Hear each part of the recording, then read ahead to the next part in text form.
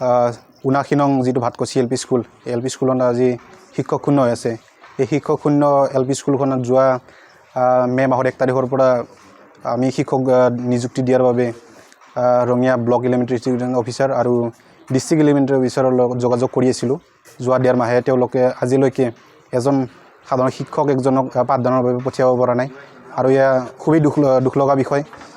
মই ভাবোঁ এই বিষয়ত আমাৰ চৰকাৰী বিষয়াসকলে খুব লেহেমীয়াকৈ কাম কৰি আছে বা বিদ্যালয়সমূহ বন্ধ কৰাৰ চেষ্টা কৰি আছে। বড়ো মাধ্যমৰ বিদ্যালয় বড়ো ভাষাসমূহ নিষেধ কৰাত তেওঁলোকৰ মানে আগভাগ লোৱাৰ দৰে আমাৰ অনুভৱ হয়। অসমৰ যি বড়ো শিক্ষা বিভাগ বা ST সকলৰ নিজাকৈ ডিৰেক্টৰত এটা দিছে, ডিৰেক্টৰেও সেইটো কি হিচাপে কাম কৰিছে বৰ্তমানলৈ গম নাপাওঁ। অসমৰ শিক্ষামন্ত্ৰী মহোদয়কো মই জনাব বিচাৰিম যে আপুনি যিমানেই চৰকাৰৰ ফালৰ পৰা ঢাক ঢোল নবজাওক কিয়, আজি বিদ্যালয়খন বা এখন জনজাতীয় বিদ্যালয় এখন বন্ধ হ'ব গৈ আছে। আপোনালোকৰ যিটো চেষ্টা সেয়া খুব মানে সামান্য বুলি ক'ব পাৰি।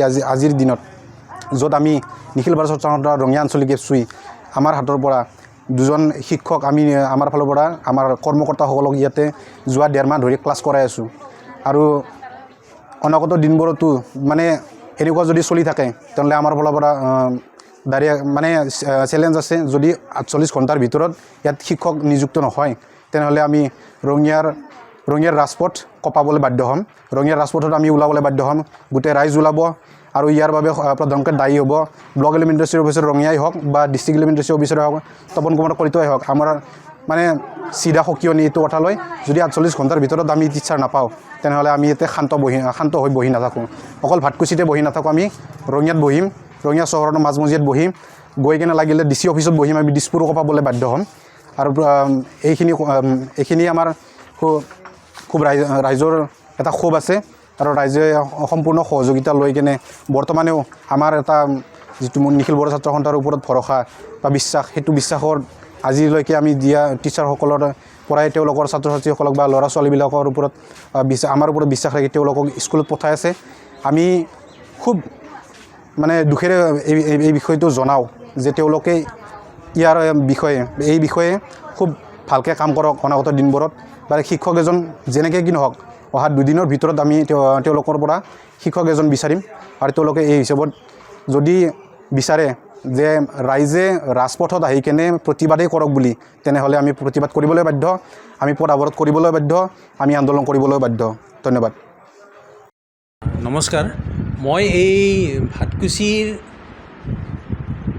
স্থায়ী বাসিন্দাৰ লগতে জ্যেষ্ঠ নাগৰিক বৰ্তমান, আৰু এইখন স্কুলৰে মই ছাত্ৰ আছিলোঁ এটা সময়ত। আৰু ক'বলৈ গ'লে মই এইখন স্কুলৰ বড়ো মাধ্যমৰ প্ৰতিষ্ঠাপক শিক্ষক আছিলোঁ।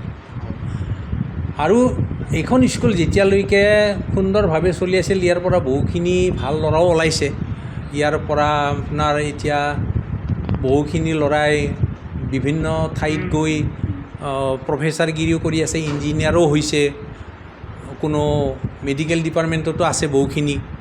আৰু ইয়াৰ পৰা বহুখিনি ৰাজনীতি লিডাৰ হিচাপেও ওলাইছে। এনেকুৱা ধৰণে বিভিন্ন জেগাত আজি তেখেতসকলে সুনাম অৰ্জন কৰি আছে। তেনেকুৱা পৰিপ্ৰেক্ষিতত আহি আজি এই অৱস্থাত যে শিক্ষকবিহীন এখন স্কুল পৰি ৰৈ আছে আজি প্ৰায় 5-6 মাহ। ইয়াৰ আগতে এজন পাঠদানৰ শিক্ষক আছিল, কিন্তু স্থায়ী শিক্ষক নাছিল তেখেত।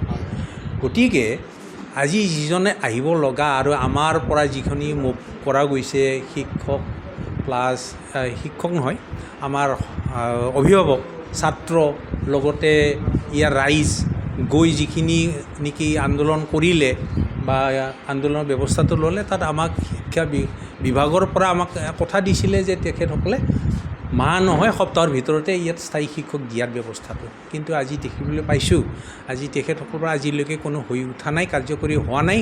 গতিকে তেখেতসকলে কথা ৰাখিছে নে ৰখা নাই তেখেতসকলে জানে। কিন্তু আমাৰ এটা আহ্বান যে তেখেতসকলে আমাক যেন স্থায়ী শিক্ষক এজন দি আমাৰ ৰাইজক এটা শৈক্ষিক বাতাবৰণটো স্থায়ী কৰে, সেইটোলৈ আমাৰ আহ্বান থাকে। দিয়া হোৱা নাই আপোনাৰ আজি 5-6 মাহ হ'ল। জানুৱাৰীৰ 18 নে 19 তাৰিখৰ পৰা তৰুণ স্বৰ্গীয়াৰ ইয়াত পাঠদান হিচাপে আছিলে। তেখেতে লাষ্ট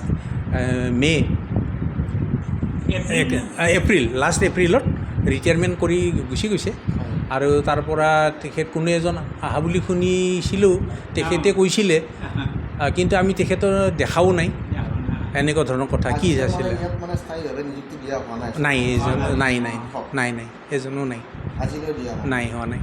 এতিয়া আপুনি কি ক'ব চৰকাৰক? এতিয়া মই ক'ব গৈছোঁ, চৰকাৰক আহ্বান জনাইছোঁ যে আমাৰ স্কুলখনত এজন স্থায়ী শিক্ষক দি এই অঞ্চলৰ পিছপৰা ৰাইজৰ যিটো শৈক্ষিক বাতাবৰণ, সেইখিনি যেন উন্নতি কৰিবলৈ তেখেতসকলে এটা সুচিন্তা আনে, আৰু আমাৰ ইয়াতে যেন এজন স্থায়ী শিক্ষক নিযুক্তি দিয়ে। সেইটো কিমান আছে ছাত্ৰ-ছাত্ৰীৰ সংখ্যা কিমান?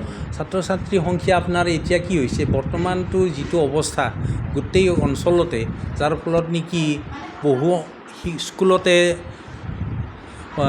ছাত্ৰ ছাত্ৰী তেনেকুৱা কমি গৈছে, ইয়াতো নিশ্চয় কমি আহিছে। ইয়াত মানে ইয়াত নাই, যাতে শিক্ষক নাই, শিক্ষক নাই, কিন্তু যিখিনি ছাত্ৰ আছে সেইখিনি পাঠদানৰ কাৰণে নিশ্চয় এজন শিক্ষকৰ সুবিধাটো আছে, কাৰণ প্ৰত্যেক শ্ৰেণীতে যিহেতু ল'ৰা ছোৱালী আছে, গতিকে তেখেতসকলে আমাক এইটো চিন্তা কৰি দিয়াটো আমি তেখেতসকলক আহ্বান জনাওঁ, আৰু আমি ইচ্ছা কৰোঁ তেনেকুৱা ধৰণৰ কথা। কোনে মানে শিক্ষা এতিয়াতো আমি আপোনাৰ এজন টিউটৰিয়েল শিক্ষক হিচাপে গাঁৱৰে এজন ছোৱালী ৰাখি থৈ দিছোঁ, আৰু তেখেতক আমি ব্যক্তিগতভাৱে পইচা দি ৰাখি আছোঁ, তেনেকুৱা।